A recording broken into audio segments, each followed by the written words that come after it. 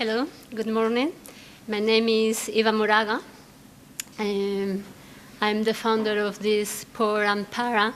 It's a legal advisory training and consultancy services for the visual arts here in Spain. Last year, I went to a lecture given by a businesswoman here in Madrid for other businesswomen. And there was a question a person did at that time, and she asked, well, do you see a difference between Spanish people and American people, American in the British and American, so people in the British and American sector world? Do you see a real difference? Because she was a businesswoman in charge of a hedge fund for technological companies in developing countries. And she was given a lot of money to these enterprises. And for a year, she decided to be here in Spain as a sabbatical year. She was an artist as well, and she was looking for different projects here in Spain to see if Spain was a good country to find other technological countries to fund. And she was really very quick in her answer, and she said, of course, there is one big difference. There are very important and very interesting ideas here in Spain, but when people have a project here, they start to think about difficulties, obstacles, barriers, or where am I going to get the money, or is there any subsidy to put my project in place? How am I going to do it? And American and British people say, okay, I have an idea, why not? Let's do it. And this is a big, big difference. So this is the reason why in 2005 I decided to go to the UK, because I was here in Spain working in some art project, and this was this environment, this kind of atmosphere, negative atmosphere about what can be done in arts. And I decided, well, I had to go to London, I had to go to the UK to know why they are like the leading country in the world in the art market, and how they developed a whole system to make the arts and the cultural sector grow. So that's why I went to London. I went to the City University. I don't know if you know the City University. It's right in the city. It's the leading university in arts administration in Europe. And I did my MA in museum and gallery management. So a whole world was open before me, because it was another kind of perspective, another kind of approaching culture and art projects. And it was, for me, it was like open the window and receive fresh air. So, and after that, I went to Germany. I went to the ZKM. It's an art and technology center in Karlsruhe in the south of Germany. And I was working there as a curator assistant, and as well I was developing a study about cultural organizations that are able to implement, to put in place some mechanism to learn about their failures, about their successes. So I developed a model for cultural learning organizations. It wasn't so easy, but I think it's really important to to reflect on this issue in the cultural sector as well. How can we learn about our failures, our successes? How can we make people in our organizations grow as well? Not only the organization, but people working there as well. How can we think about their professional careers? So this is a little introduction about me and why I'm here. I think I am here because I went and I did this little journey around Europe. And then I came to Spain. I worked on transparency, on access to public information. And then I launched this project, POR and PARA. Because I think one of the deficiencies, one of the things we lack here is a deeper work on all the legal, administrative management issues that are necessary to run an art or a cultural organization. We have great ideas, but then we have to sell those ideas. We have to present those ideas, and we are lacking the abilities to do that. So, some of you make me some questions because you wanted to get some answers about what is happening here in Spain. So my presentation is going to be structured in a very simple way. So I'm going to talk about what has been done up to now, what is being done right now, this moment, what is missing, what should be done, and of course, very important, the impact of the economic crisis on cultural policy and on arts policy. It's really amazing how the economic crisis is impacting right now our culture. And of course, I wouldn't like to finish this presentation being negative, of course. And I was asking myself, oh, okay, is there any opportunity there? Now that everything seems to be falling down, can we think about other ways of doing things?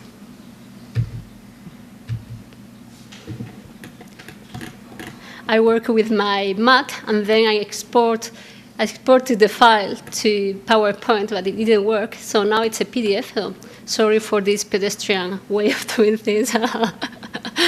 So the first thing to tell is that, well, what is culture? Because everybody talks about culture, but what is culture?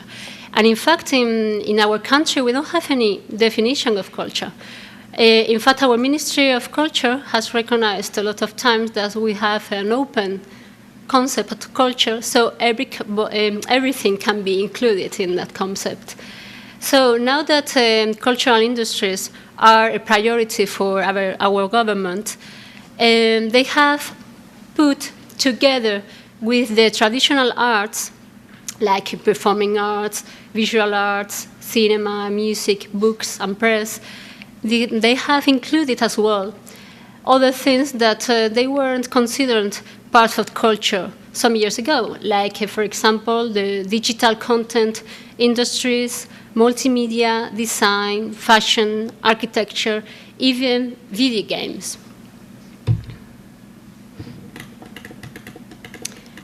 So I think that in order to understand what is going on here in Spain, it's really important to know a little bit about the structure of our territory.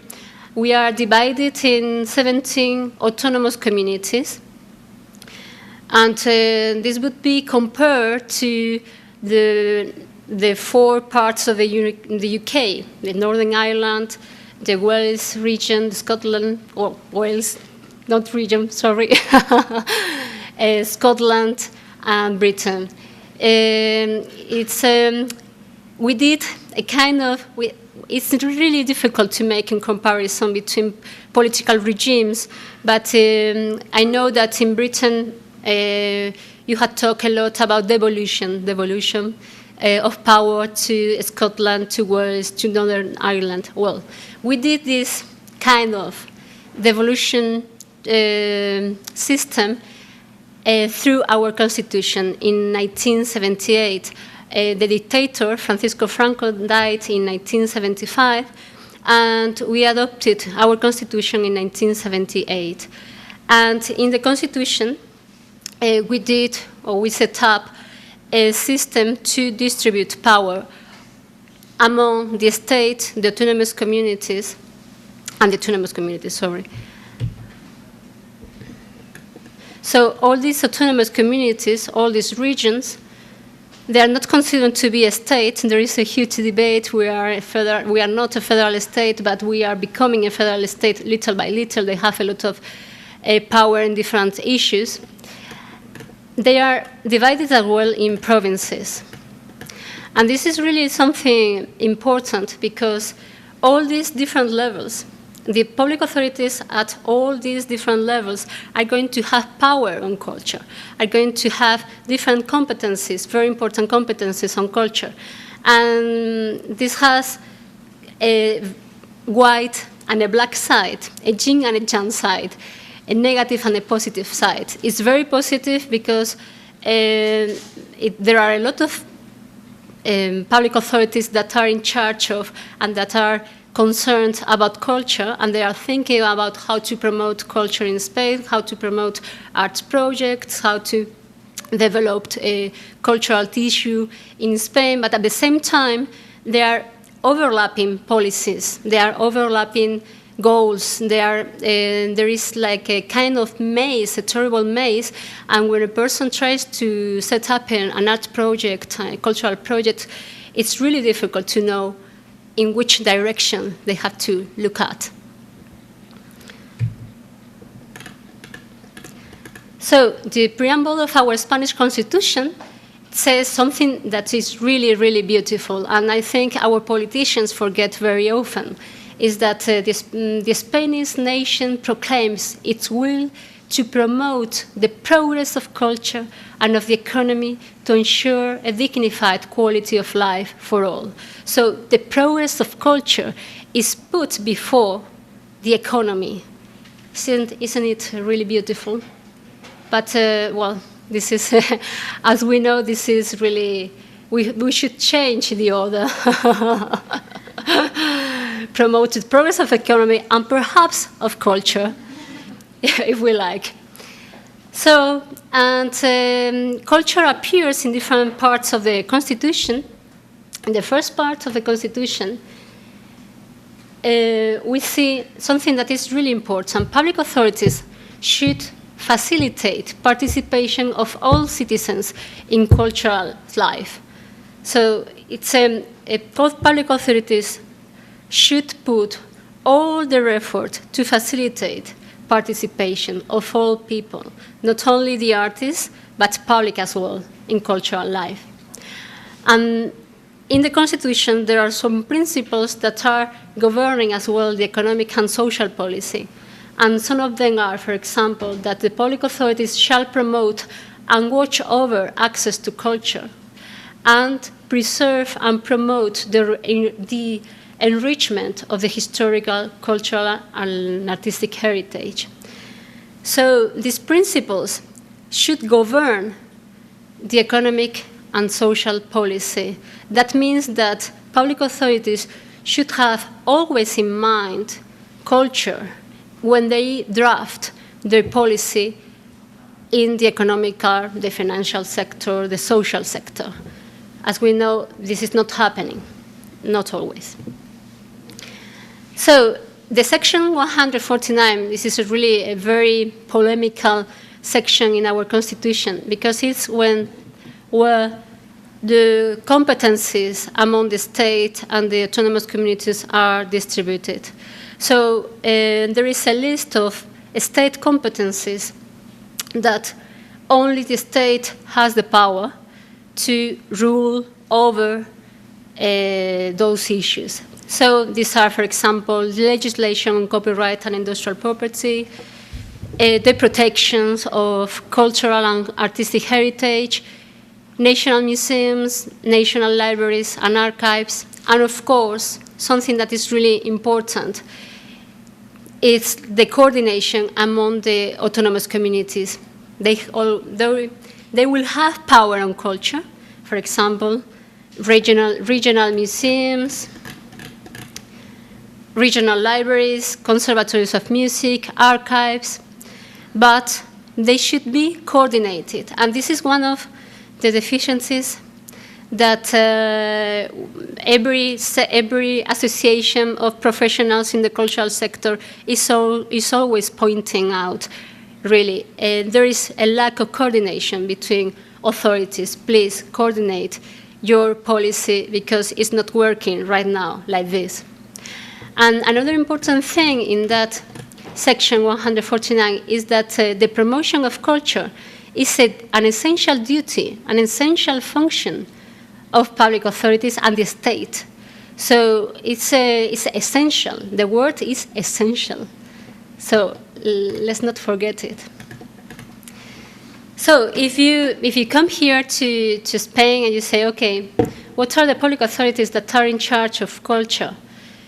You had to, I don't think you can see that. Well, at the state level, you can find the Ministry of Culture and the Ministry of Foreign Affairs and Cooperation, because the Ministry of Foreign Affairs is playing a role as well in the promotion of culture abroad and in using culture as a tool for development in developing countries.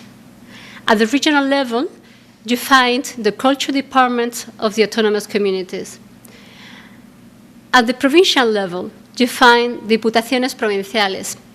Diputaciones Provinciales, these are the public bodies that are representing the culture departments of the autonomous communities in all the provinces. I told you all of this because I know that for art people and culture people, creators, this can be a little bit boring, but it's really important to know how the structure is in order to know where I can find subsidies, funds for my projects, where I can find information of the legal framework in order to set up my project, all these kind of things. And in the Basque Country, for example, you can find the Diputaciones Forales. It's difficult to explain, but they will have as well some functions in culture. Some very important functions in culture as well. And at the local level, of course, the culture departments of municipalities. If you have any question, I would prefer you to ask right now or all along the presentation.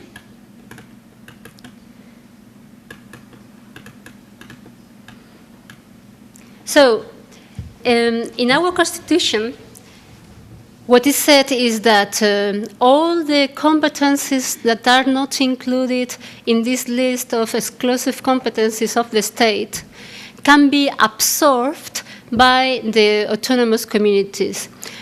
The autonomous communities can do that through their laws, their fundamental laws, the statutes, and if once they've done that, these competencies are or belong to the autonomous communities. So all the autonomous communities in Spain have adopted different laws, and they have absorbed different competencies on culture. But at the end of the day, they are very, very, very similar. So I have brought you here, for example, the Madrid Autonomous Community has competencies on archives, libraries, museums, theaters, art centers, collections, the promotion of fine arts, activities oriented to promote culture and performing arts, cinema, audiovisual, musical, and choreographical works, festivals, the implementation of intellectual property legislation, the protection of historical, artistic, and monumental, scientific heritage. So you can see that at the end of the day, they have more or less the same competencies of the state, but at the regional level. So if you analyze the cultural policy in Spain all along this year, you can really identify some important guidelines of our policy. For example, the preservation and promotion of cultural heritage, the promotion of cultural creativity. How are we going to do that? Protecting intellectual property and authors' rights through art education and the promotion of authors and artists. And then other two important guidelines or action lines have been access to culture and cultural democratization. But we have to be very careful about these words, because we use words, but we don't give them the same meaning. When maybe if I ask you, what do you think about cultural democratization, you would tell me another completely thing to what I think or what our politicians think about this democratization.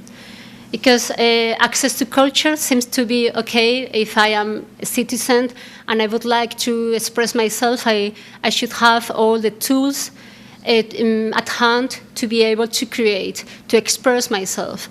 And I should be able to go to museums, to enjoy arts, to enjoy theater, poetry, to be able to read, to go to libraries. Well, this is true. But what is cultural democratization? Because I think that our politicians think that cultural democratization is, of course, everybody can go into a museum. This is democratic. Everybody can go there. Everybody can go to a library. Of course, this is democratic. But can everybody decide how this library should be set up? Can everybody decide how a museum is going to buy paintings or sculptures? Can everybody decide if an art center is going to dedicate all their public funds to a specific line of work? At the end of the day, this is what is democratization of culture, is when people can really participate in designing as well the cultural policy, for me as well, at least. This is my definition of cultural democratization, and I think this is not what is being happening here in Spain. When I compare all the efforts that the public authorities have done in the UK to introduce public participation in the process of, for example, creating buildings for culture or arts. For example, when a whole city decides through a vote what kind of building is going to be built for a museum. This is when people can really participate in a democratical way and can really decide about culture. It's really not comparable. There is no comparison at all, really, at this moment. So, a little history. I think we can divide our history and culture in like 4 periods linked to the different governments that were at those periods of times governing Spain. So at the beginning, there wasn't, when Francisco Franco died, there wasn't a Ministry of Culture. And so in 1977, there was created this Ministry of Culture. And as you know, in 1978, the Spanish Constitution was adopted. So at the beginning, what was really important was, well, we have to recreate our country. We have to recreate our organizations, social, political, administrative institutions. So it was the same in culture. So we try to preserve and to protect our national heritage. And at the same time, we started to set up some new cultural institutions. All along this presentation, I have included the links of the most important cultural institutions in Spain. I haven't given you a list of all the museums, but you will see through along this presentation a list of the most important according to the context of this presentation, and you will be able to visit all of them through the links. So the National Ballet was created, or the National Drama Center, or assistant cultural institutions of the National Orchestra were promoted. And of course, the Arco Fair, I don't know if you are familiar with the Arco Fair, it's the most important contemporary art fair in Spain, was as well set up in 1981. In fact, we are celebrating now the 20th anniversary of this fair. This fair was like a kind of cultural generator, because we are talking now about the economical crisis and the impact on the cultural sector, but we could say that in Spain, culture has been always in crisis, has been always a forgotten sector. So, well, of course, there is now a huge crisis, but culture has been always put in the second place and a little bit hidden. And when the art fair showed up in our cultural context, it was like something revolutionary. So from 1982 to 1996, the Socialist Political Party won the elections and ran the government. And it was a time where Spain wanted to be in all the newspapers, the foreign newspapers, wanted to be like known as a very important country with a lot of culture, art, a lot of things going on. So we made an effort to be to have all these big international events like the Olympic Games in Barcelona, the World Expo Sevilla, even the World Football Cup. We have all these big events to put Spain on the map and to make all these other countries in Europe know that we exist, that we are a country that deserve to be known. At the same time, we were doing this gradual transfer of power from the state to autonomous communities. And we were setting up this kind of system of subsidies for artistic expression.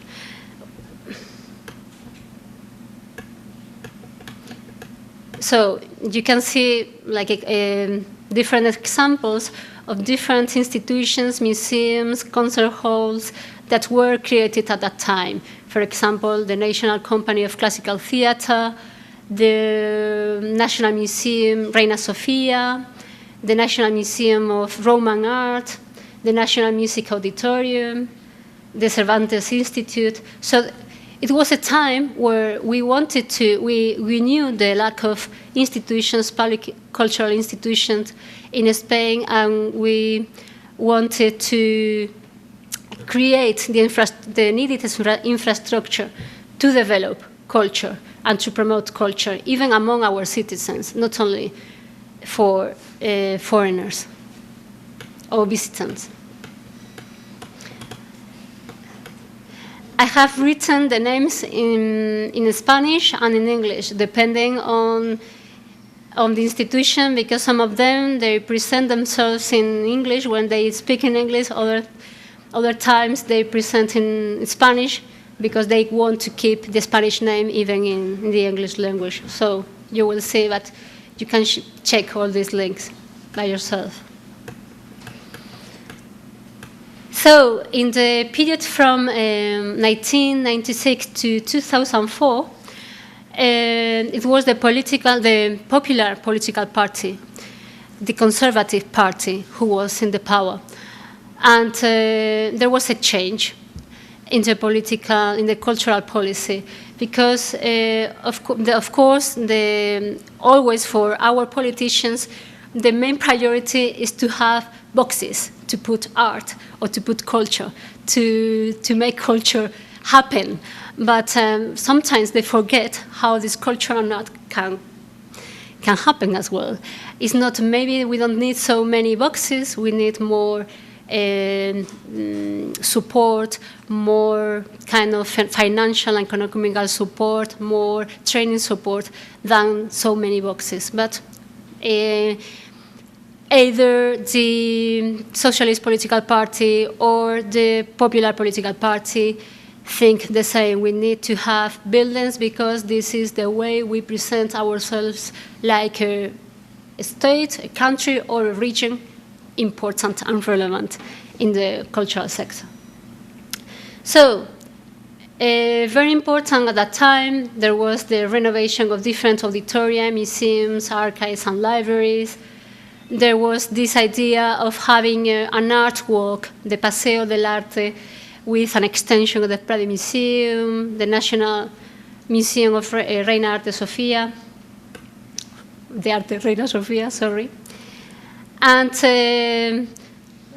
there was a kind of attempt by the popular political party of introducing some efficiency rules for cultural organizations. We think that our organization should be more efficient and should be more well managed. And so they tried to introduce some rules to facilitate management in, for example, the Museo del Prado or the National Orchestra. And they created the National Institute for Performing Arts and Music, or the National Institute for Cinematography and Audiovisual Arts. I think these are, for you that you come from this art center in Birmingham, I think these are two institutes that could be important and interesting for you to check, because you could see all the policy and the actions on performing arts, cinema, okay, on not only visual arts. And at the same time, two important state corporations were created, the State Corporation for Cultural Action Abroad and the State Corporation for Cultural Celebrations. They were private companies with public money. So that means that they can work, they could easily work if you compare it to public authorities. Because they have to respect private laws instead of, well, some of private laws and some of public laws, but they are working more in the private domain, so it's much more easily to make contracts, to organize exhibitions, projects, etc. And other very important laws that were adopted at that time were the cinematography law, the law on the right of association, and the law on foundations, and a law on tax incentives to sponsorship and patronage. This law is really a very important law, and now all the cultural associations are claiming for a reform of this law because it's not working at all. The cultural sector thinks that a kind of law like this should facilitate the participation of private sector in the promotion of culture, of culture and arts. And it's not happening like this because it's like a kind of obstacles race, and it's really like a nightmare to give money to culture. If you want to receive a tax incentive, you have to follow a lot of different norms. So now this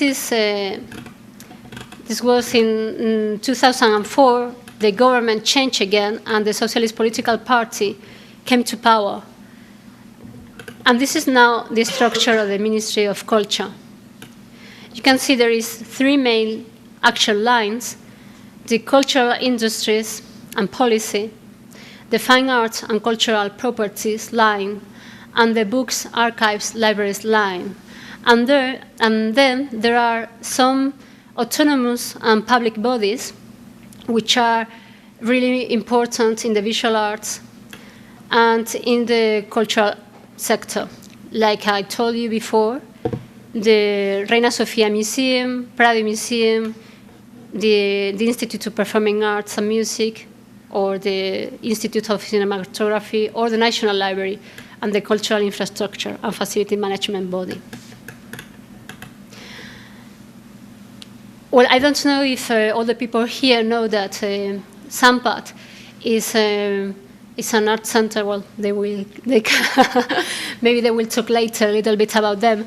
But this is a center we try to, if I understand well what I read, is a center which tries to promote Asian art in Britain.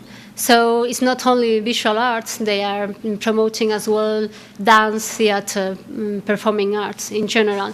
And I think, well, there is, here in Spain, there is a body or institution Casa Asia, that I think is really interesting for you to check, because they are really doing a wonderful job trying to approach Asian culture here in Spain, and they have a wonderful program in lectures, conferences, cinema, etc.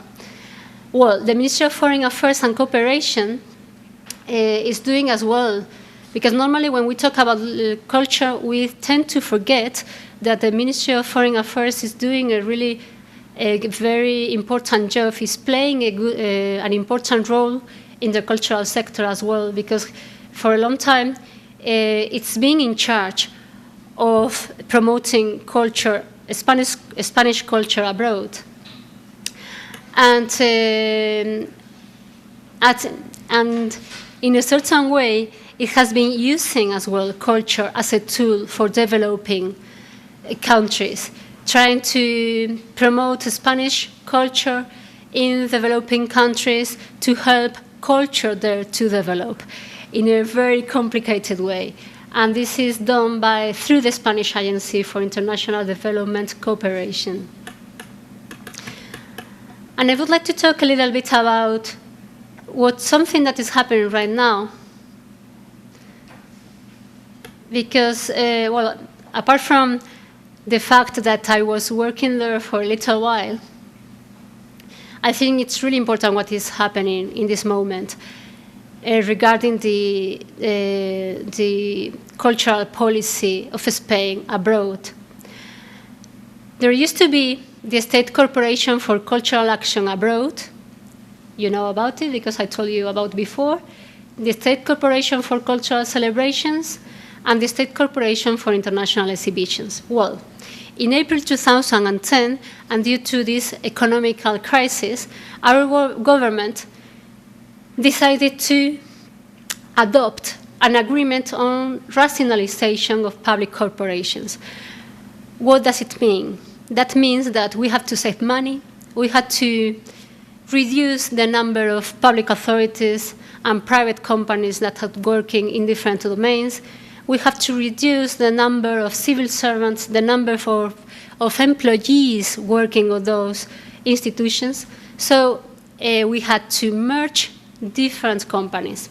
So they merged these three state corporations.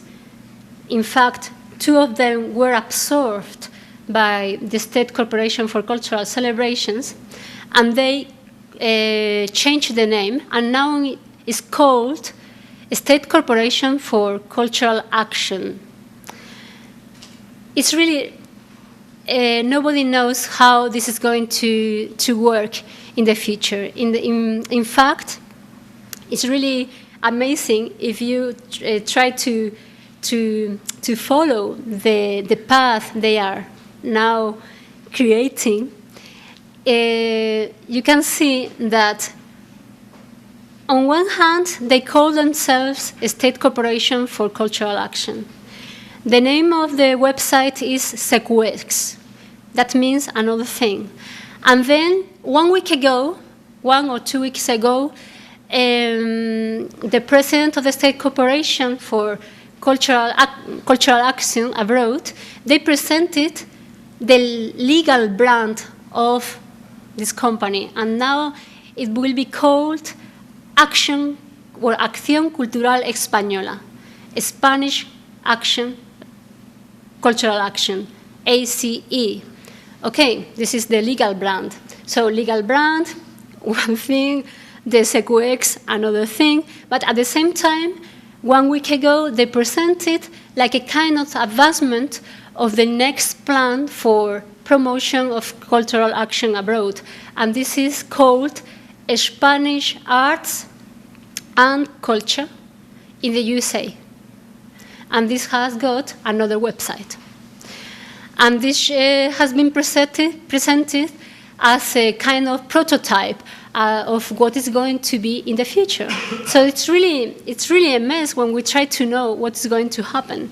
And the only thing we know is that they're going to try to promote projects where authors, scientists, and cultural entrepreneurs will be able to work together, something similar to the Medialab, the kind of things you are doing.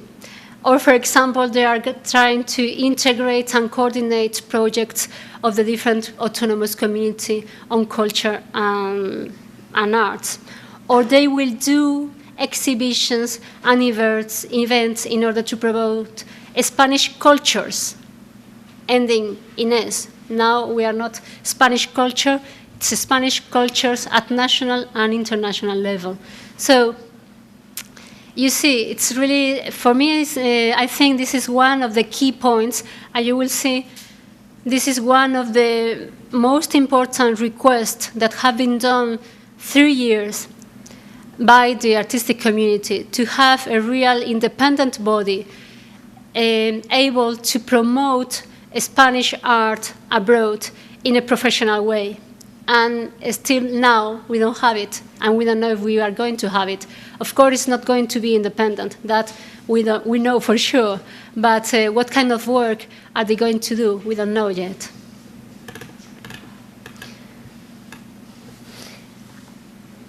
And I have given you here some examples of different institutions that are working at the autonomous communities level, as well promoting arts and culture. You see, it's like a kind of net of institutions, a very labyrinthic, it's a maze of institutions, and you really have to know where you are in order to know what kind of legal framework and funds you can get.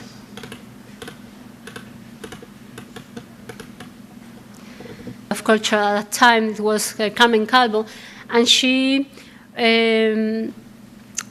ordered to do a report on the economical value of culture in Spain. I know that in Britain there was a huge debate because in 2004, Tessa Jowell, it was the Secretary of State for Culture, Media and Sport, she published a report called Government and the Value of Culture. And this paper was really a very important paper because it was an attempt to demonstrate the relevance, the importance of culture in the GDP, in the gross domestic product, and how important culture is for developing the economy in a country. I think our Ministry of Culture tried to do the same, but there was a difference. This paper in Britain was very contested by other different groups. For example, there was a Demos report on capturing cultural value, because suddenly, when we try to demonstrate, to show how important culture is for the economy, we tend to forget as well other criteria that make culture important. They are criteria that they are not economical. They are more even social, political, ideological, or ethical. And we tend to forget that. And that's why this Demos report tried to contest as well what the Secretary of State for Culture said at that time. There has been a huge debate about that in Britain. We don't have this debate in Spain, I think, because we are still trying to demonstrate, to show how important culture is, so we don't have time to demonstrate the other thing. So if you see this satellite account on culture, you see that these are average numbers from 2000 and 2008. You see that the most important sector is the sector of books and press. It's a 40% of the creative GDP. And then you can see that the radio and television is included in this cultural sector as well, and it's a 19%. So the visual arts, the performing arts, the recorded music are much less represented in the GDP. This satellite account shows you as well the different stages of the services production, reproduction, and distribution chain on the cultural sector. And you see all the different activities that are put into place in order to promote culture. And you see that the most represented in the GDP is creation and production. Again, 56% of all the created GDP. And this is the budget for the Ministry of Culture in 2011. As you can see, the most important part of the budget is for the National Institute of Performing Arts and Music. Traditionally, performing arts and music has been much more supported than other kind of arts. Maybe it's because it's more known by our politicians than the visual arts. And then the second most important part is the infrastructure body budget. These figures are in millions, so, well, no, sorry, it's the Institute for Cinematography and Visual Arts, and then the infrastructure body. As you can see, there isn't any institute for the visual arts. There are only these two, Reina Sofia Museum and Prado Museum, which are really important institutions, but they don't have any kind of function of promoting artist creativity, for example. So, continuing our overview of our cultural policy, we can say that in the last years, when the Socialist Political Party came to power again, there was a kind of revolution. Well, they thought, well, we have been doing a lot of very interesting things, but we know that there are a lot of deficiencies, so we are going to plan. And there is a plan for almost everything. So they started with a modernization plan of cultural institutions in 2007. So they tried to reform the management processes of the National Library, the Reina Sofia Museum, the Institute for Performing Arts. They tried to reform the way these institutions were working, because the laws are so restrictive that at the end of the day, these cultural activities cannot be promoted in a proper way, because really you have to jump every day a new theme. It's really difficult for them. So they try to reduce the kind of barriers they have to do their work.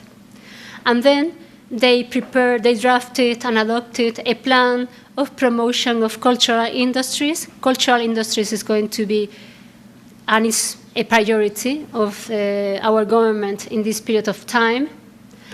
Then another plan of international promotion of cultural tourism. It was promised a plan of promotion of cultural content in internet in 2009, but we don't know what happened with this plan because there is no information about it. It has been promised a plan for the visual arts. It's supposed to be adopted in June. We don't know. And what we know is that in other sectors, for example, the theater sector or the dance sector, there has been the adoption of different plans, and there is something really very important to highlight here, because normally all these kind of plans are drafted without the participation of the stakeholders interested in that domain.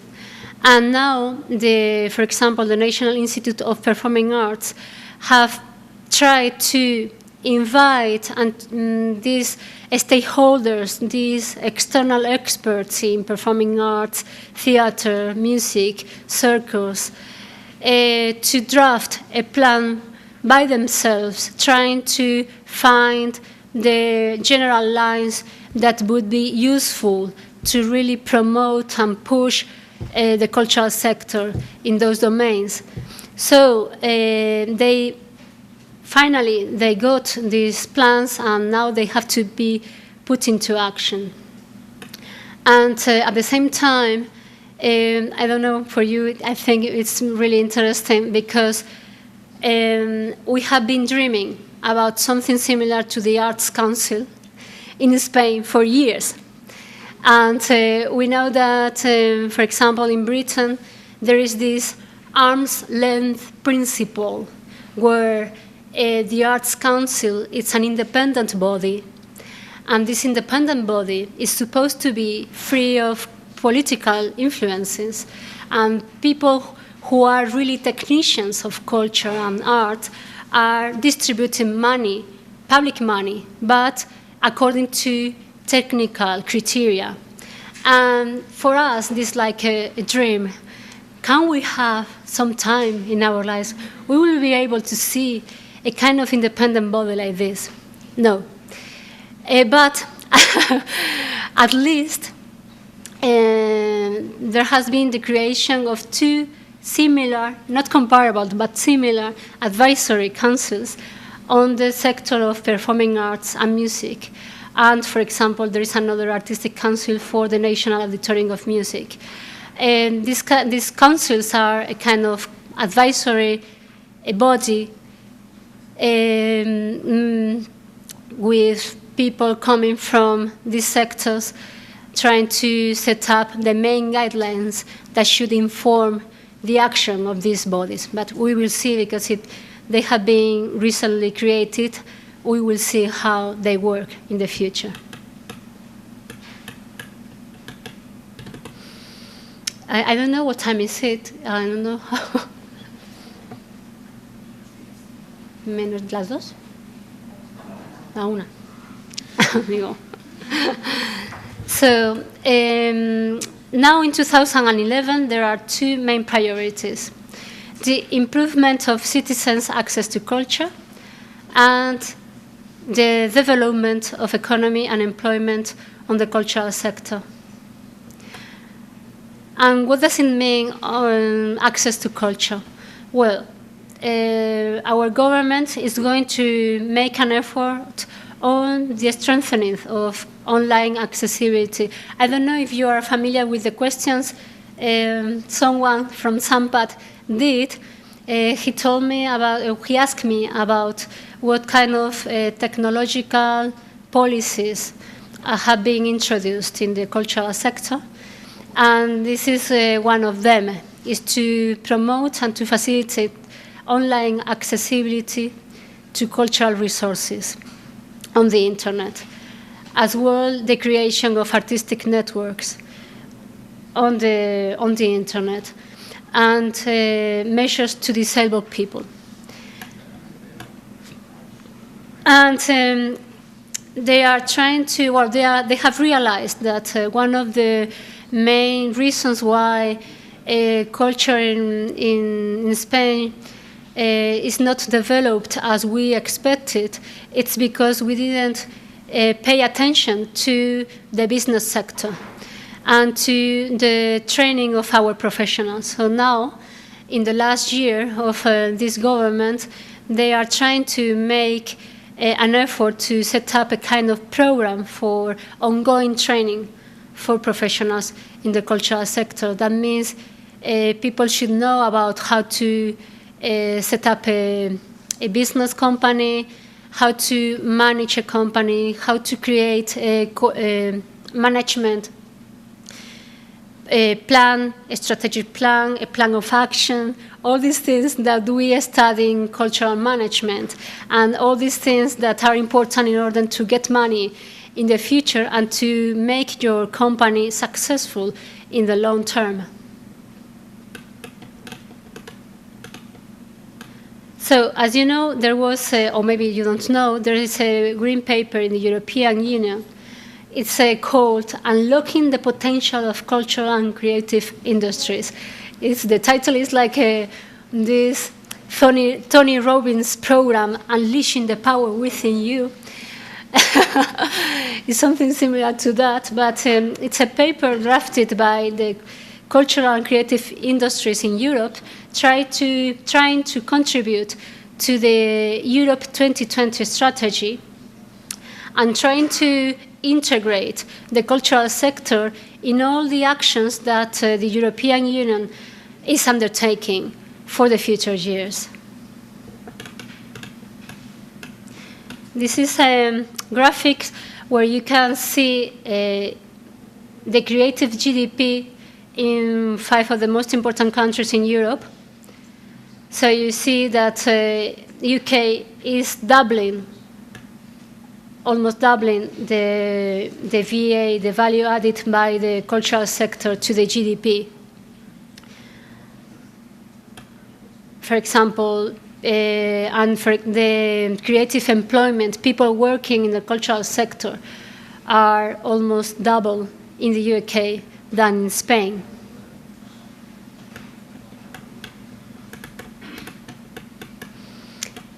So now cultural and creative industries are a priority for our government. And you can see that even if, and we will see this issue later, even if we have reduced the budget of culture, the budget for cultural industries have increased miraculously. So these are the 3 main guidelines for cultural and creative industries. One of them is the training improvement. The second one is content digitalization. And the third one is supporting non-profit entity projects. If you read the plan, it's really, once you start to read it, you become very excited and you say, okay, there seems to be someone who is listening to our request from the cultural sector. But once you see the figures, you realize that there is something not explained behind the numbers. So, as you can see in the graphics, there is a huge part in red, and this part belongs to the official institution for credit of Spain, ICO. There is a line for financing projects. That means that is not that is money for loans and leasings. It's not money that can be considered non-recoverable funds. So that means that industries should give this money back again to the government once the project has been done, or all along the project, depending on the kind of loan or leasing you have contracted. And the other huge part of the plan is incentives for capital investment. If you read deeply the paper, you see that the main objective for this money is to increase the legal supply of cultural content on the internet and to promote the technological adaptation of cultural and creative industries, or the ongoing training projects. So all the other lines, like the grants for Marte or the grants Culturex, which are grants for professionals of the cultural sector, for managers, curators, artists to go abroad and to get training on different issues. They are really, really a very small part of the promotion plan, really, really small. For example, there are only 23 grants for managers in cultural institutions abroad. I think that if we really want to have cultural businesses in the long term, we should make a bigger effort to promote training on management, for example, not only on cultural issues, but as well on management.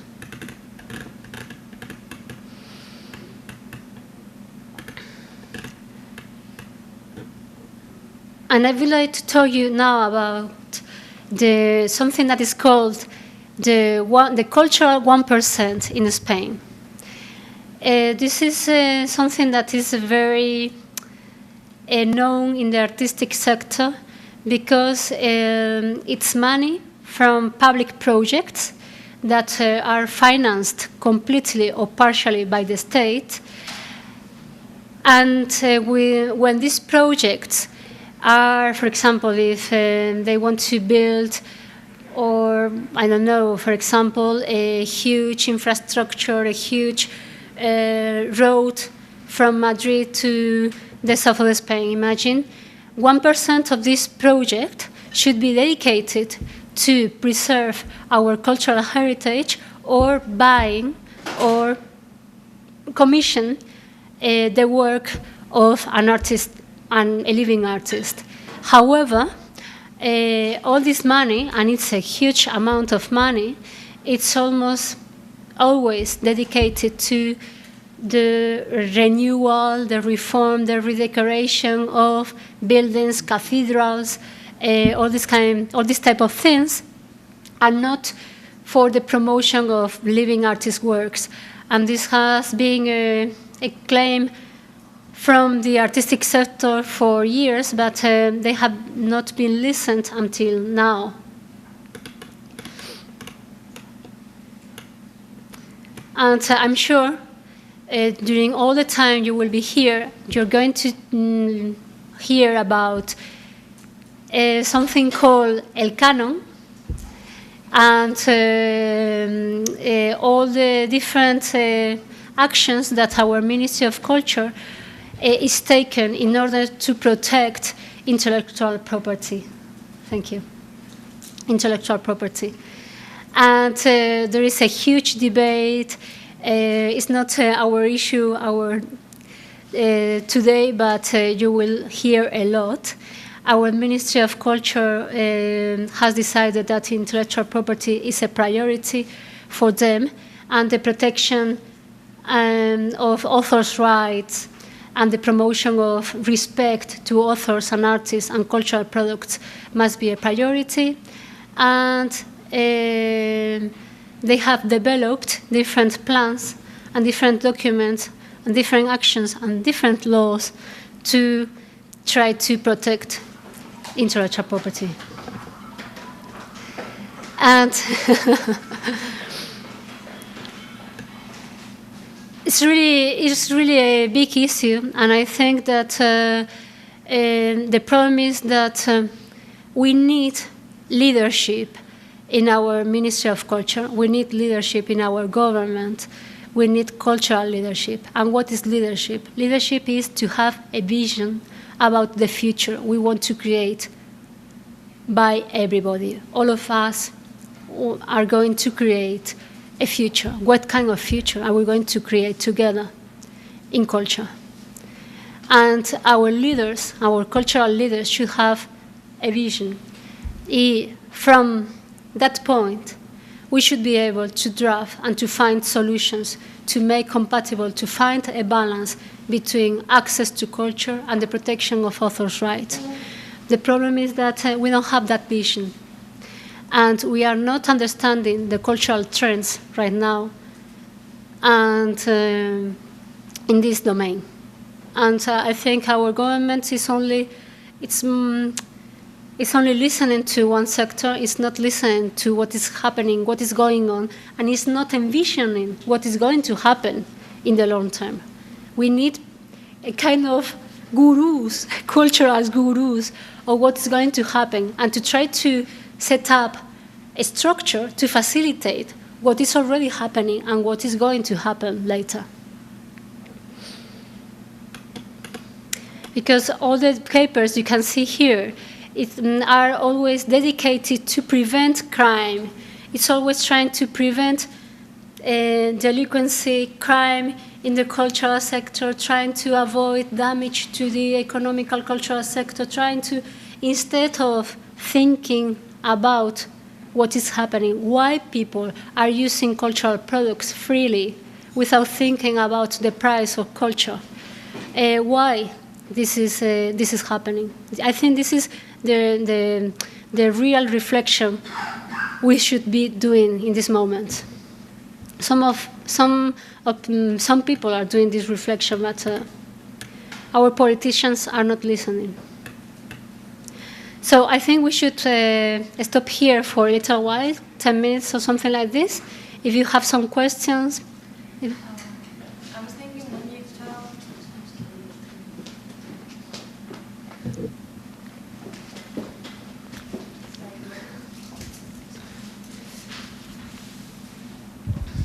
Okay, hi. When you talk about the promotion of Spain, for example, abroad, I thought about a council that is working in the UK, in which the British Council and the BBC work together to decide about the promotion of the UK abroad. And in Spain we have what we called Marca España, but Instituto Cervantes doesn't have nothing, I mean, they have nothing to do there. It's only private enterprises, I think, working on this, and I don't know whether it should be, I mean, institutions like Instituto Cervantes or maybe even the Ministry of Culture working on the promotion of Spain abroad, because I think culture is the best way to promote a country, I mean, abroad, isn't it? I don't know. What do you think?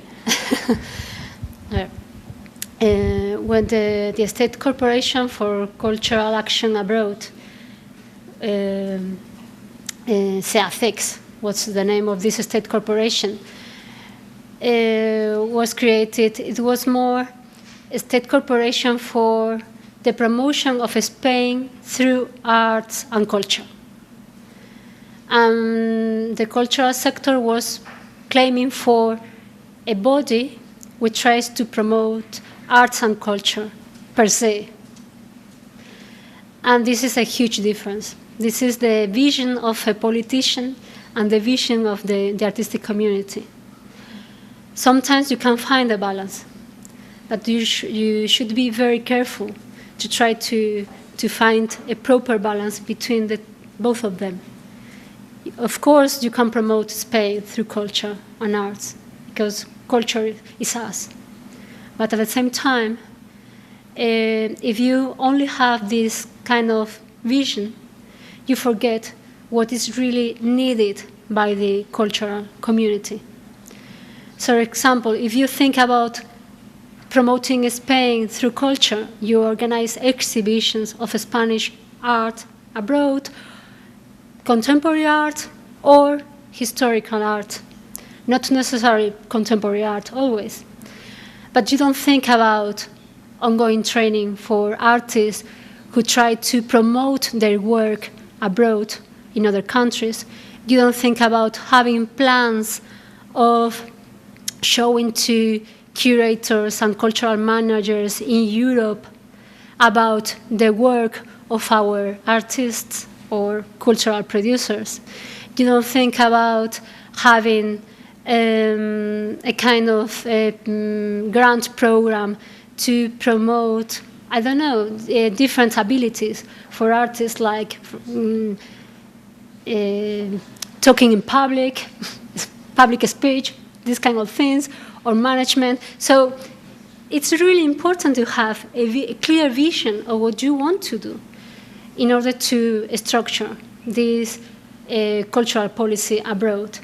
And for a long time, there has been a conflict between the Ministry of Foreign Affairs and the Ministry of Culture, because they were doing work abroad at the same time, and this work was not coordinated at all. The state corporation, SEACEX, was supposed to be dependent of the Ministry of Culture and the Ministry of Foreign Affairs, but it was acting a little bit independently by itself, and there wasn't a clear plan of action and a clear strategic plan. One, we lack in Spain, in general, of a strategic planning. We start to make plans. We have a plan for everything.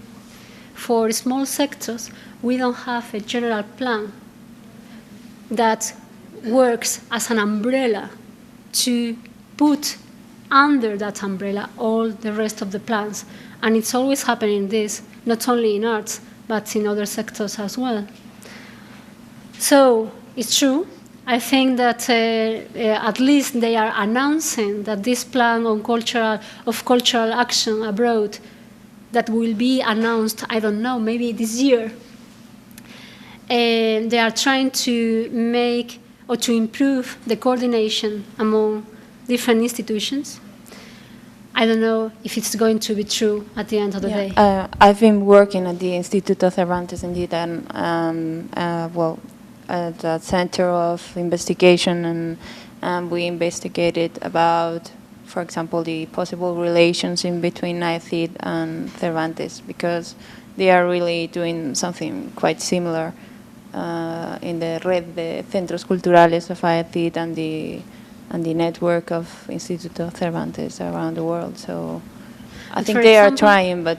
And for example, something that I was really shocked when I read this Spanish arts and culture in the USA was that there is a website, and the coordination of all this program is done by the Spanish embassy in the USA. And the Cervantes Institute there wasn't there. Yeah, actually, I think they do have a lot of problems between the embassies and the Instituto Cervantes abroad. I mean, not everywhere, but in some places they have. Yeah, normally we tend to forget when we work in different organizations that we are working for a group of people, or we are working for the public, and we tend to forget our main objective, and different kind of fights start to take place, and these kind of fights are not helping the cultural sector at all. It's really a pity, a shame. It happens like that. So 5 minutes break, and let's continue later. So let's continue. There has been a question from... There is a question from Sampat. Someone has asked, with all these different public authorities in different regions in Spain, do artists have to be nomadic artists? Do they have to move from region to region to be able to do art? Well, this is a very good question. And the answer is every artist in these days is a nomad, no, I think, because you had to travel from Spain to other countries to make your work be known. But it's true that if you want to receive public funds, sometimes when the autonomous communities publish a call for artists, they request the artists to be living in that region to be able to receive the public funds. So this is really a barrier for artists to take advantage of all the public funds available in Spain. Not all the autonomous communities do this kind of limitation. For example, the Madrid community don't do this type of things, this kind of things, but other communities, they do. And even the language is a barrier as well, but this is another issue. In regions like Catalonia, Basque Country, the knowledge of the language of those regions sometimes, or most of the times, is required to be able to submit a project. Okay, so let's talk about the impact of the economical crisis. I told you before that in April 2010 there was an agreement on rationalization. There was a big announcement as well at that period of time in the Parliament by our Prime Minister on the need to reduce public expenses, public debt, and a lot of different economical and financial measures were taken, or at least were announced to be taken. So if you see the graphics about the annual budget of the Ministry of Culture in Spain, you can see an evolution from 2007, or maybe a non-evolution from 2007 till 2011. As you can see, the budget was increasing from 2007, 2008, till 2009. But later, in 2010, when the economic crisis was already something real and something that every media in Spain, every political party, apart from our government, was talking about the economic crisis, well, our government was still having problems about talking about the crisis, and the decrease of the budget was only a little bit.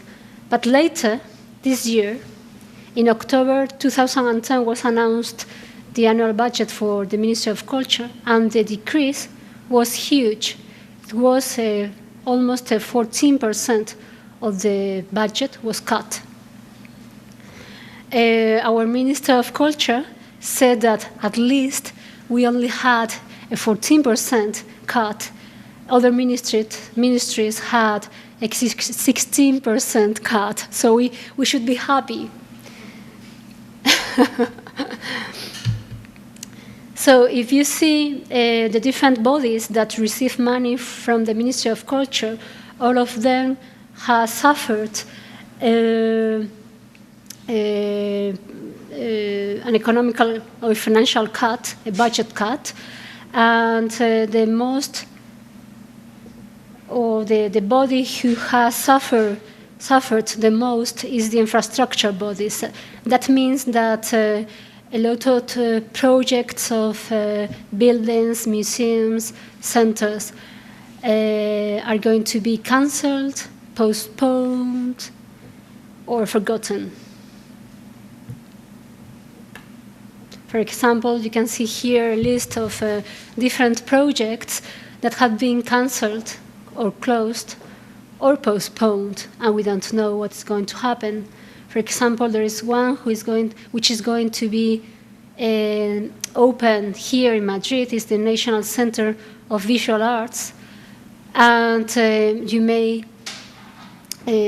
will be able, I think, to have the opportunity to visit it. I think it's interesting to know what's happening there, because now the building is being used by an artist community which is doing different kind of interesting things in the meantime. And for example, museums like the Chillida Museum, which is really a fantastic open air museum where you can see the artworks by Chillida, one of our most famous artists in Spain, who died several years ago, is now closed. It's now going to be only a private collection, and it's not going to be open for the public. It's really, really a shame. And one of the main reasons for this is the economical reason.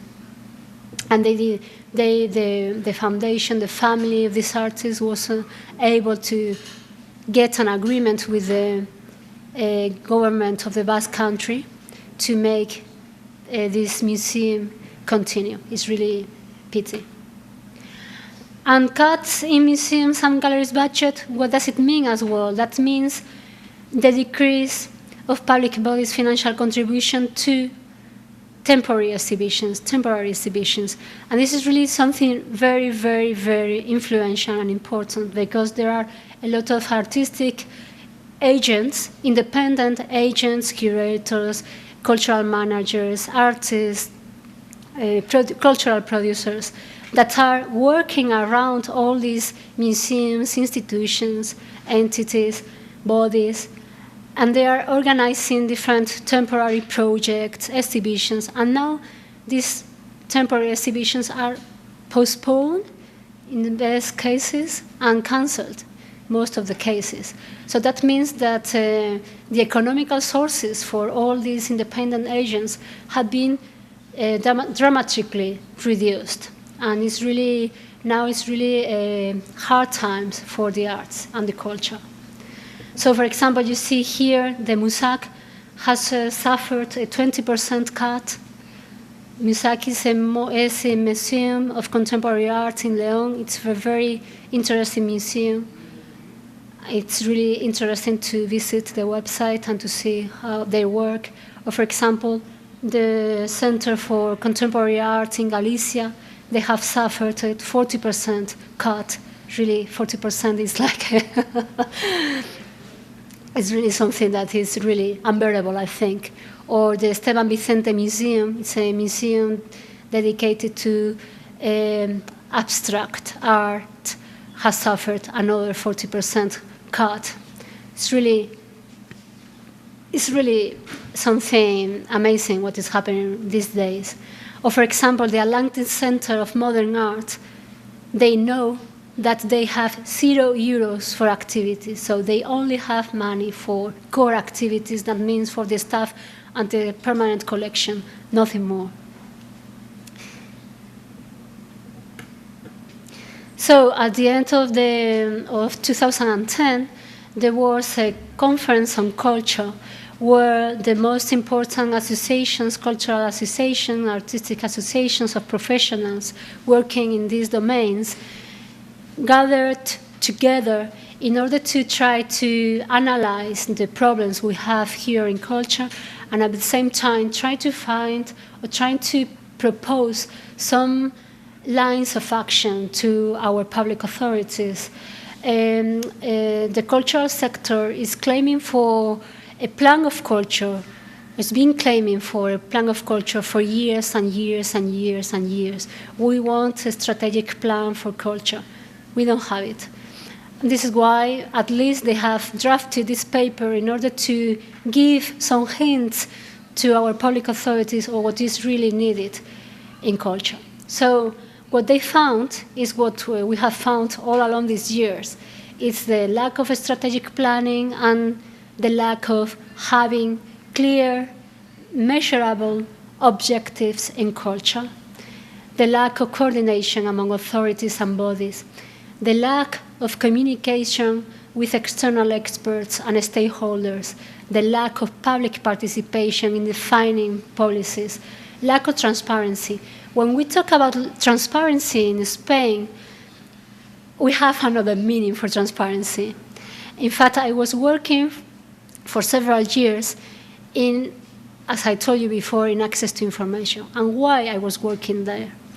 Because when I was in UK, it was in 2005, it was when the Freedom of Information Act entered into force. And this was a revolution for all public authorities, but for cultural public authorities was even a bigger revolution, because normally the cultural sector is always a kind of dark sector where everything is a little bit ambiguous, it's difficult to get information about how everything is working. But when the Freedom of Information Act entered into force in the UK, museums like the British Museum were forced to put in their website information about their annual plannings, their annual budgets, their strategic planning, their annual accounts, something that is really difficult to find here in Spain. So when I was there and I found every professor that came to the university that was a director of a museum or a director of a network of museums, like the director of the Liverpool, I don't remember the name, but it's Liverpool Network of Museum or something like that. They were highlighting, they were making an emphasis on transparency and access to public information, because public authorities are forced and obliged to provide information to the public about how the money is used, because this is public money, this is our money, and we should know how this money is distributed and used. And we should be able to criticize if the money is well spent or not. So when we talk about transparency in Spain, I have to say that we don't have a specific law on access to public information. We have some laws, but our cultural institutions are not forced to be proactive to give information on what is the annual budget or, for example, the Museum of Prado Museum, what is the strategic plan, what is the, if you go to the website, I challenge you, go to a website of a cultural institution and try to find the strategic plan, the plan of action, the annual account, the annual budget. Try to find it. If you find it, please send to me. And so when we talk about transparency from the art sector, I think we should talk a little bit more, because we have the same meaning that our politicians have about transparency. For example, I remember very well when I was the coordinator of this pro-access coalition talking to politicians. Politicians said to me, transparency, the parliament is there to get transparency from the government and to get this information. Citizens don't need to claim for that information directly, because we, the members of the parliament, we can get that information. Well, this is our concept of transparency, so you can see the difference. So other problems that have been identified is the huge economic dependence from public fund sources we have in culture. So the participation of private sector in the developing of different cultural projects, it's very little. And it's always the public sector which is promoted, supporting with subsidies and loans the sector. As well, there is low competitive capacity. There is lack of plans in order to promote private sector investments in culture. There is a lack of plans for developing audiences. For people like you coming from the UK, developing audiences is like a key point of the activity of a cultural institution, because the institution exists for audiences. The institution has no reason to exist if there is no audience. So a plan for developing audiences and for trying to really to make closer audiences to institutions is essential. And unfortunately, although there are certain actions, we cannot find a real plan of promotion of audiences in every institution, cultural institution in Spain. It's really hard to find that plan in a how could you say, in a coordinated and organized way. It's always some actions in like some courses about culture or about an exhibition in particular. Normally these kind of activities are organized by the education department, but it's not, these kind of activities are not organized under a plan for developing properly audiences. Okay. Another problem is the lack of gender equality. Well, we see here we are almost everybody here is a woman. Sorry for you, but and it's really very difficult to believe that women are underrepresented in the cultural sector, because we see women everywhere. But for recently, there is an association of women in visual arts that has been created, and they made a study about how, or the number of exhibitions on the work of women artists in Spain. And they discovered that only the 9% of these exhibitions in the last year had the main character and the main artist a woman. only 9%, which is really amazing. For me, it was shocking to know that only the 9% of the exhibition had a woman as the artist, the main artist. So there is work to do, even if sometimes we don't recognize it. And as I told you before, as well, there is a lack of balance between access to culture, the rights of the authors, and the promotion of cultural industries. How to promote the economy, the cultural economy, at the same time that you are very respectful, with the author's rights, and how to promote access to culture without that damaging very much the author's right.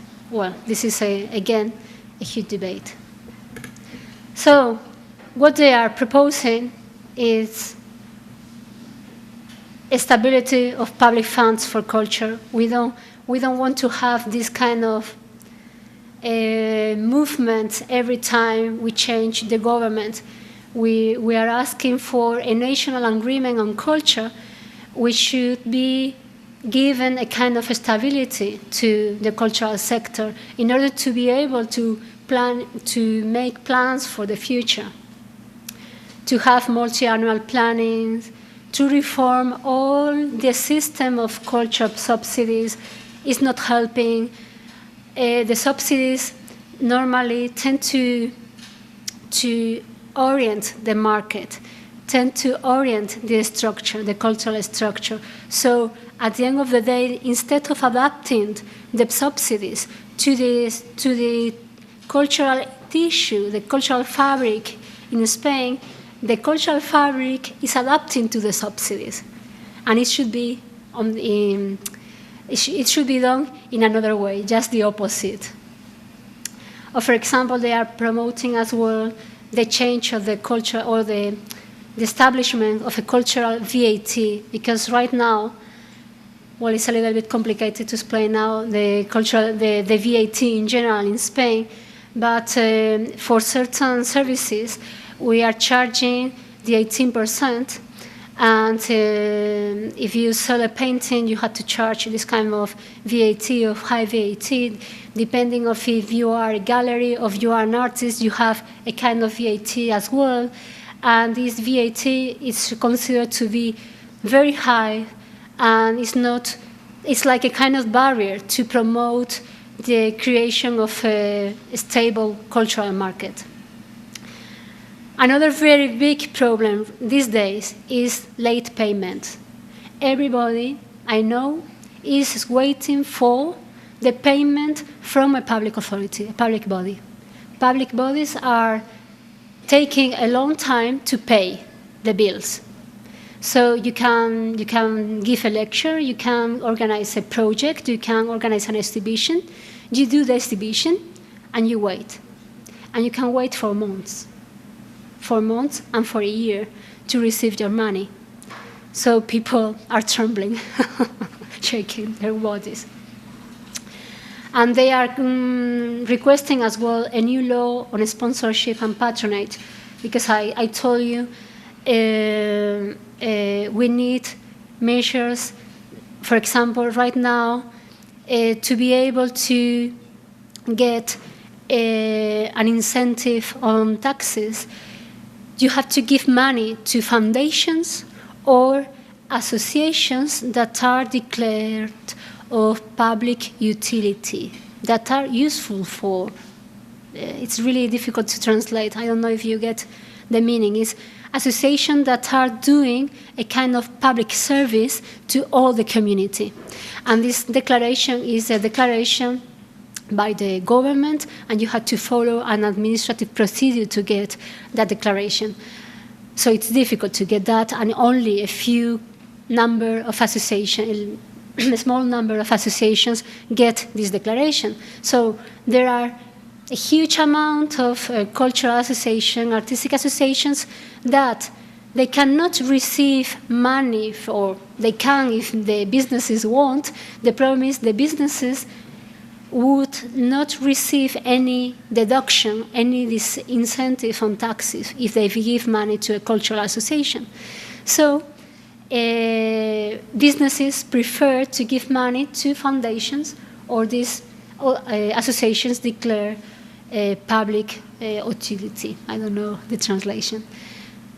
So everybody's asking, please, we should change this law. We should create a kind of legal framework that promotes, that facilitates the fact of giving or transferring funds from the private sector to the cultural sector. And another thing I really think is really important is we should establish ways of monitoring and evaluating cultural objectives of our cultural institutions. I don't know if you are familiar with or the project management cycle.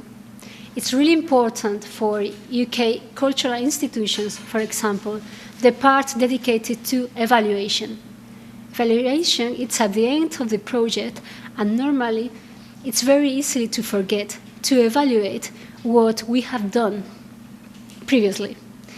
And in order to get some conclusions, to get some learning about what we have done, evaluation is essential. It's the only way we have to know if what we are doing is useful or not, or if we should change our direction or not.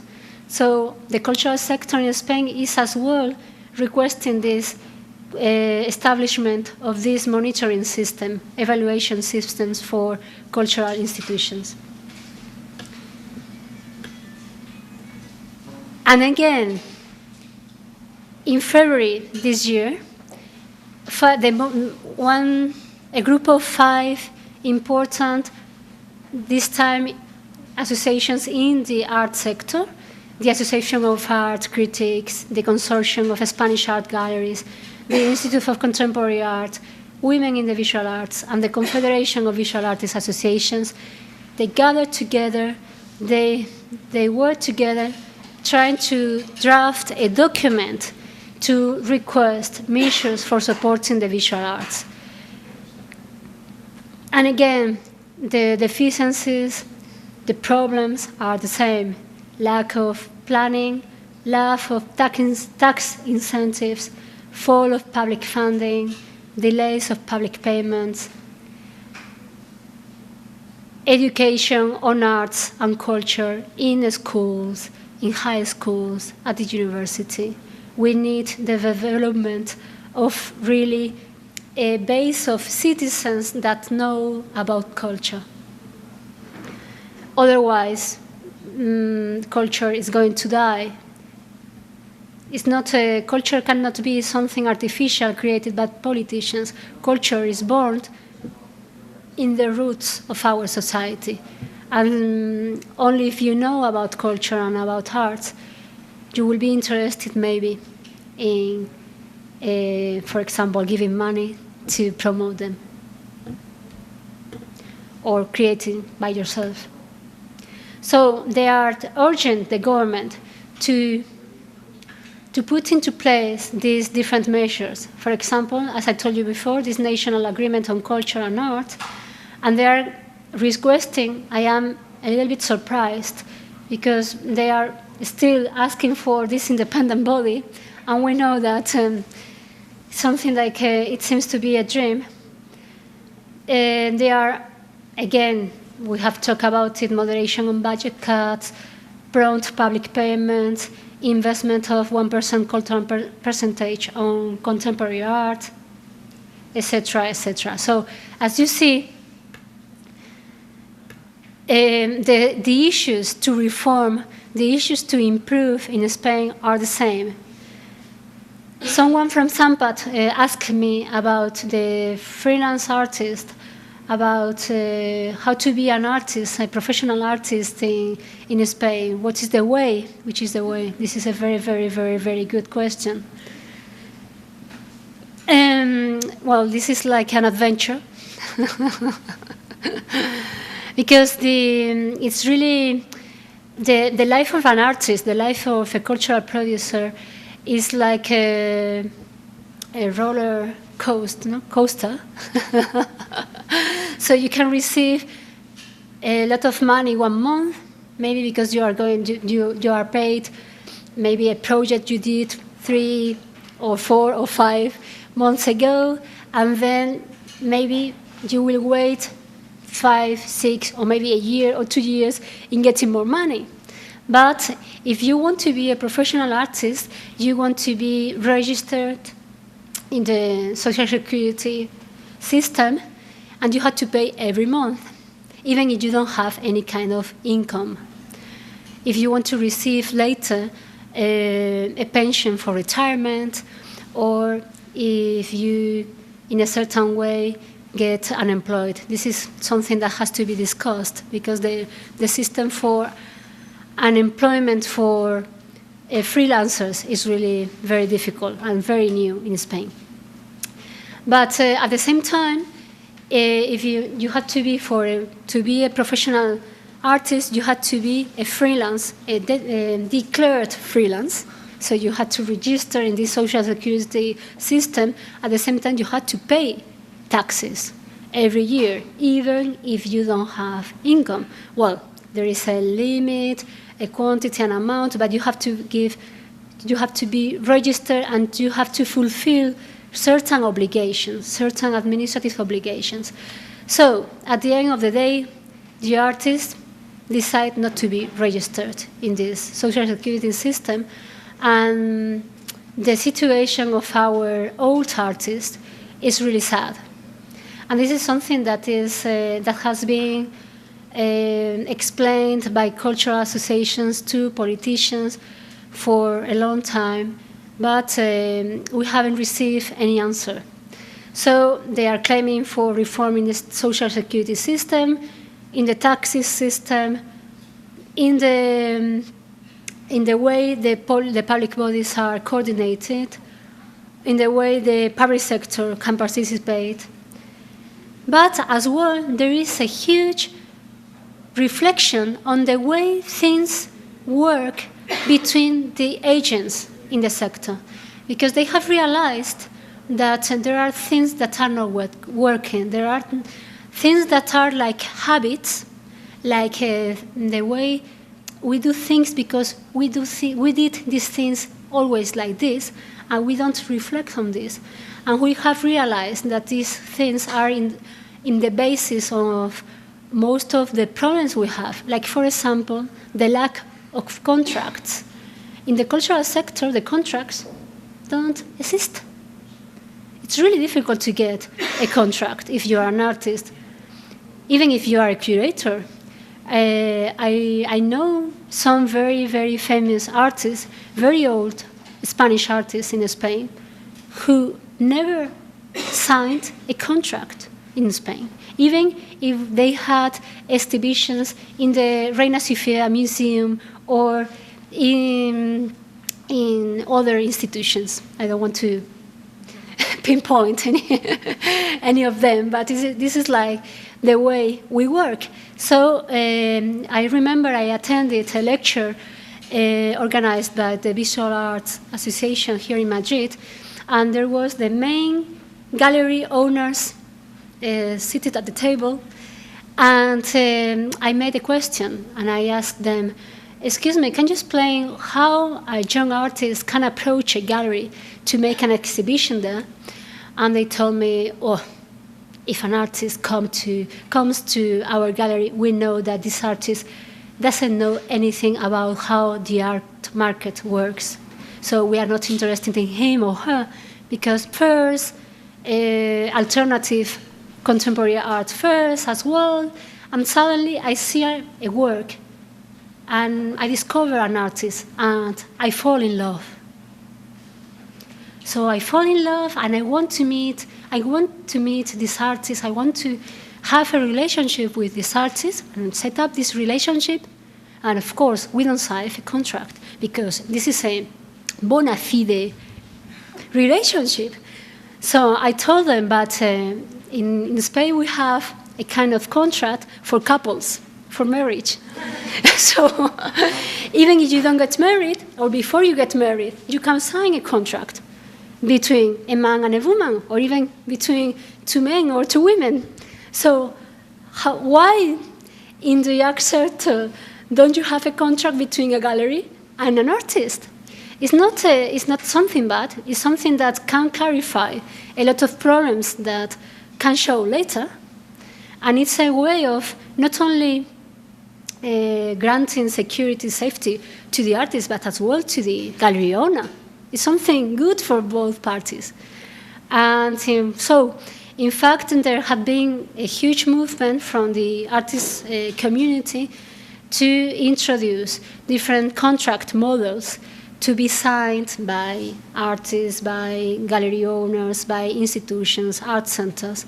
Well, and little by little, we are doing an effort, but we are still lacking contracts. And another important thing is fair fees and salaries. This is another very important issue. So, to finish this lecture, I would like all the people in the Media Lab, they will know about this initiative, maybe you too. This is the fcforum.net, and they have drafted several documents, all of them proposing sustainable models for creativity in the digital era. And even if you don't agree with the things they are proposing, even if you think that some things could be drafted or explained in another way, this is a fantastic document to get a vision of what is happening right now, what is the debate right now in the digital era, how you can find a balance between the economy and the development of culture.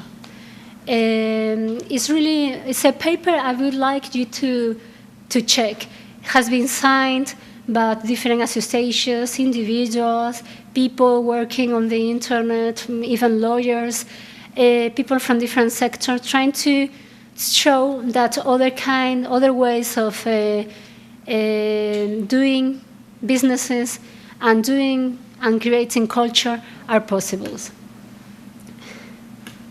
So, is there any opportunity there? Yes, of course, there are. We had to be more proactive. I love this word, proactive. This is an English word. We have adopted this word in Spanish, so now we say proactivo. You have to say proactivo. Maybe the people don't really know what you mean by proactivo, but I like the word proactive in English. That means that it's up to you. If you want to get things, it's up to you to do the things happen. And so now it's our turn to propose things.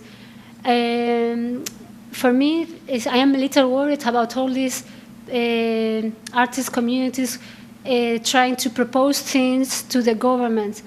My question is, why don't we, the cultural sector, why don't we do things by ourselves? And then maybe the politicians will approach us. Sometimes things happen like that. Sometimes in countries like France, it's not well. I can give you an example of an association which had the idea of promoting contemporary art in cities and villages, in the main places of these cities, and they didn't receive any kind of public money for years. But they were able to convince people at those communities to get money to put this contemporary art in those places. And little by little, public authorities were approaching them. And they were very interested in their work, and they tried to sign a different kind of agreement. So let's think about other way of doing things. Let's be proactive without thinking about how the public bodies, public authorities are going to help us. We are grown-up people. We are adults. So there are a lot of things going on now, There is, for example, crowdfunding projects. I don't know if I'm sure you know, this project in the UK called We Do This. We Do This is a website where different projects can get funds from individuals on the internet to make these projects alive. And we have a similar project right now in Spain. It's lanzanos.com. And it's thought for social projects, but I think this is something that can be very interesting in the future. It's using the social networks, using people, not only in your country, but in all the world, to fund your project. How normal citizens, how citizens in China, in Japan, maybe, I don't know, in Europe, in the USA, can be interested on your project, in your project, and maybe can give €5, €10, but little by little. I remember a commercial on TV some years ago. There was a very famous person in Spain, and she was saying, tacita, tacita, little cup by little cup. That means €5 to €5. Maybe you can get the funds you need. I don't know if you know this kind of websites like Kiva. Kiva, it's a website, it's a project that gives microcredits to people in the developing countries. So it's the same concept. Normal people giving money to normal people to put projects into place. Or another idea would be the crowdsourcing. I remember a project I saw 2 weeks ago where a concert director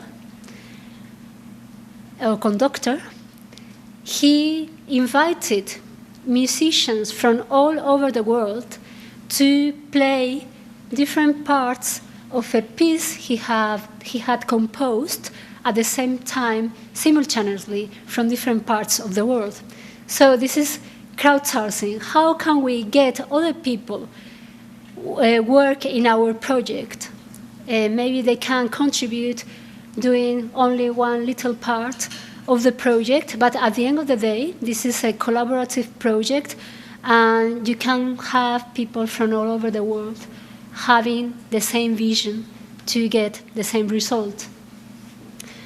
Or, for example, another idea that is evolving in the Basque Country and in Catalonia is the art factories. So buildings that are something like, I don't want to compare, but places where things can happen. Places where people interested in creativity gather together in order things happen. Or, for example, networks of associations and art groups.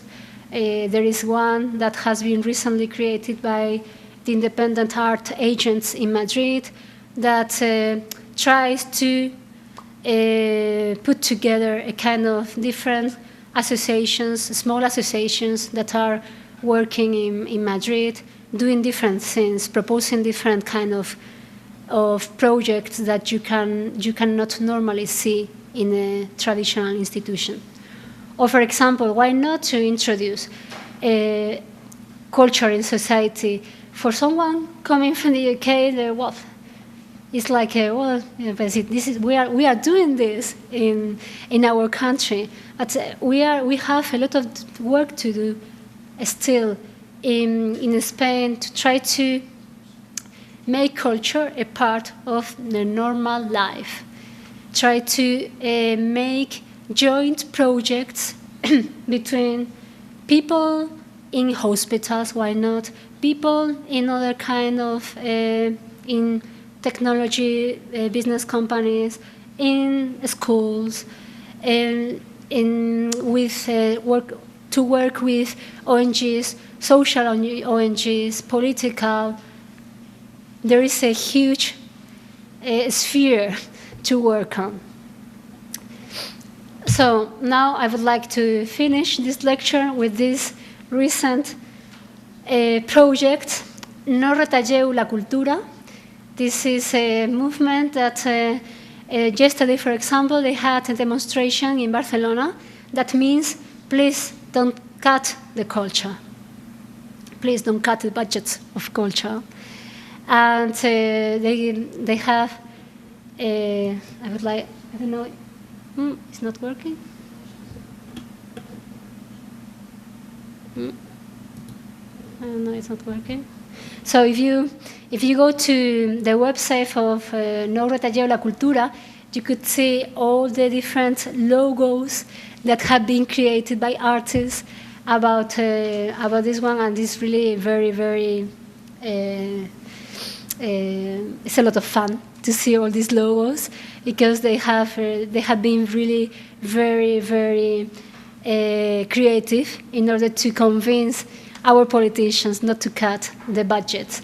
Or, for example, in Madrid, the manifesto for Don't Cut, No Recortes, Don't Cut the Culture, by this independent artistic agents network, again, trying to get signatures from all the artistic community to avoid the death of culture. This is the end, and if you have any question, thank you for everything.